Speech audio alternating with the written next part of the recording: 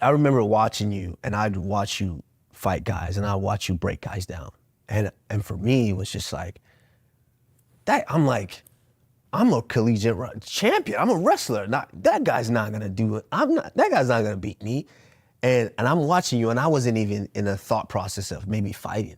I watched you fight Josh Koscheck, and I watched you just piece him up, put the jab on, and it was almost when you first come in, NCAA champ. Yeah, NCAA champion, and when you first come out, I could see kind of, because everyone has that look on their face of that. You don't know if you're scared. You don't know if your adrenaline's going, and you just look like you've been sleeping all day. And everyone, you watch guys. There's some guys now because the sport is the sport's so big. There's guys that entertainers now, but back then you'd see guys with that look, and I saw you had a look like that coming in, but you were defending your title. Yeah.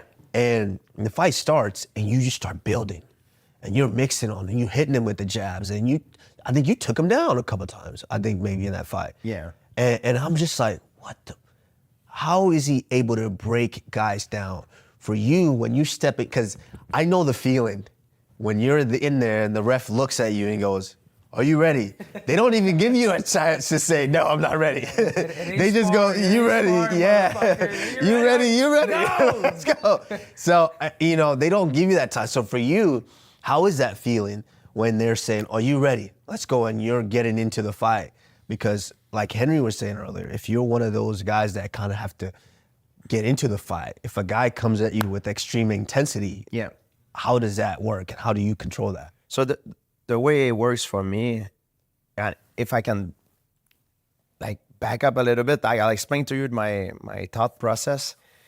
Well, I always wake up the morning of a fight and I don't feel good because I don't sleep well the night before, because I make too much scenario in my mind of, if you do this, I'm gonna do this. And sometimes there are a flash that comes into my mind that I see myself doing well, and sometimes I see myself losing, not doing so good. Yeah. But I would say, for people who are listening to us, I use James Lange theory. James Lange is a philosopher, also I would say he's got a revolutionized ways of thinking, because we all know that our mind can dictate our body. Let's say I'm thirsty, my mind tell myself, grab the water and drink. But also my body can dictate my mind, and that's what James Lange says. So he says that if you start acting like someone, you will become that person in a way. So every morning I wake up, I don't feel great. I feel like I'm under rest because I had a shitty night of sleep. But I always put a mask on myself, and when I go in a room to have breakfast with my team, they all know that I had a shitty night of sleep and I don't want to be there. But they always ask me the question, "Hey, how do you feel, George?" I always answer the same thing.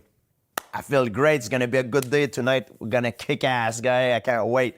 And they all laugh because they know I'm lying. Because all my boys, my training, my coaches knows how I am.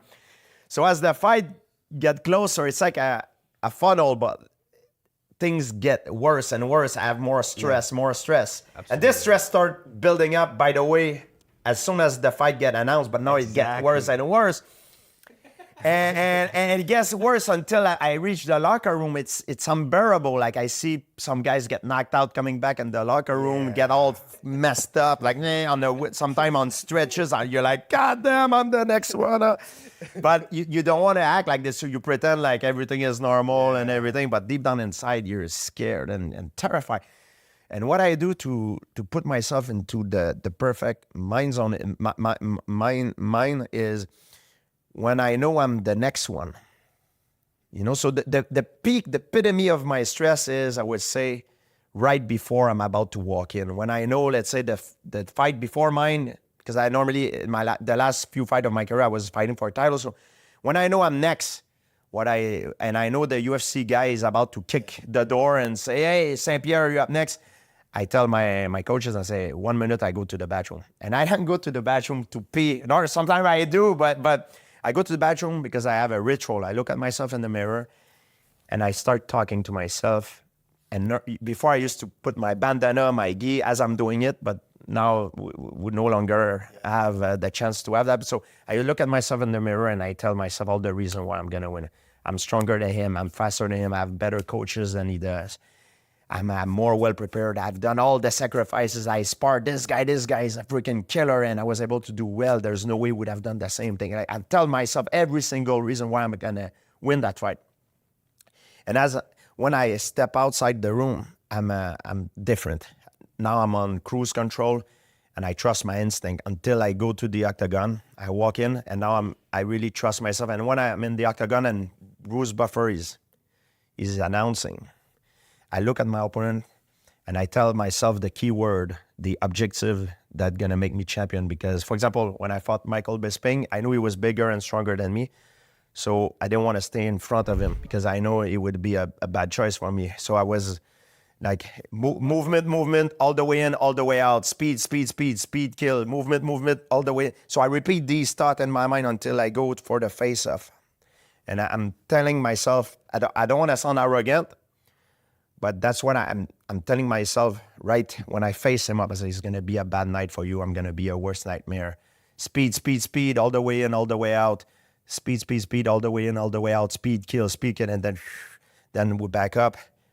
Now the referee go, are you ready? And that's how I build up my confidence. I talk to myself. I mean, that is so surreal that you say that, because I've never heard you say that, but I'm like, and I didn't learn all these. I wasn't taught these things. Yeah.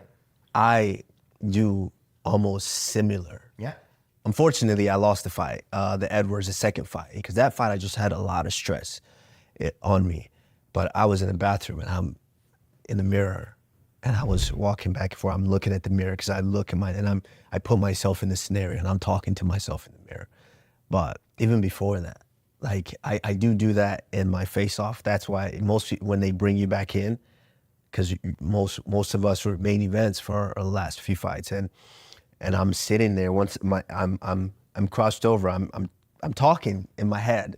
They don't hear me, but I'm talking in my head, and I'm talking to the guy in my head, and then we back up, and then it's time to go. But it's a mental process, and I'm in this process the whole time. And I think a lot of it has to do with preparation. It comes from preparation. You know who did that one time in the interview, and he did it loud, is John Jones.